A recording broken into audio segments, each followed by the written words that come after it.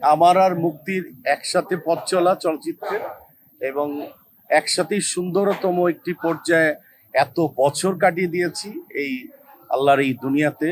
যতদিন বাঁচবো আমরা সুন্দর কাজ করে যাবো ইনশাআল্লাহ। ওয়ার্ল্ড হিউম্যান রাইটসের আয়োজিত যে পথশিশুদের জন্য অ্যাওয়ার্ডটা করা হয়েছে, আপনারা জানেন যে আমি সচরাচর অ্যাওয়ার্ডে যাই না, কিন্তু এইটা বাচ্চা পথশিশুদের জন্য আমাকে, মুক্তিকে, রবিকে আমাদের যে সম্বর্ধনা দিয়েছেন এবং এই পথশিশুদের জন্যই আমাদের এই পুরস্কারটা, আমাদের এই অ্যাওয়ার্ডটা তাদের পাথেয় হয়ে থাকবে।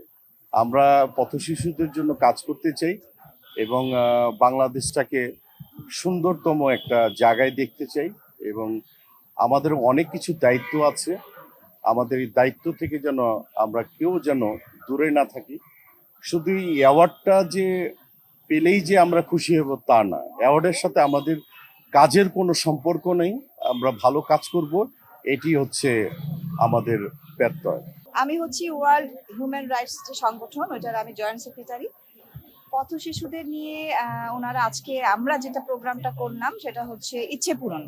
হ্যাঁ, তো পথ শিশুদের জন্য ভালো যতটুকু যা করা সম্ভব আমরা করব। আর এখানে অনেক গণ্যমান্য ব্যক্তিরা আছেন, যেটা ভালো হয় এখানে বুঝেরও অনেক মানুষ আছেন।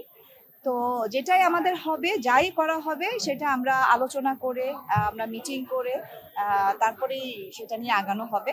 তা আপনাদের সবার কাছে আমরা দোয়া চাই, দোয়া প্রার্থী যে তাদের পাশে যেন আমরা দাঁড়াতে পারি এবং আপনাদের সাপোর্টটা যেন সবসময় থাকে।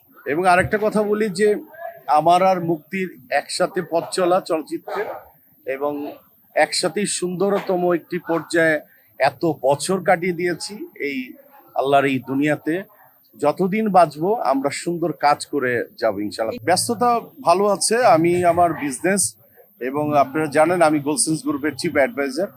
সো বিজনেস এবং আমার কর্মজীবন এবং দিন শেষে যত যাই বলি না কেন, আমার কর্মজীবনের একটি বড় অংশ কিন্তু আমার চলচ্চিত্র।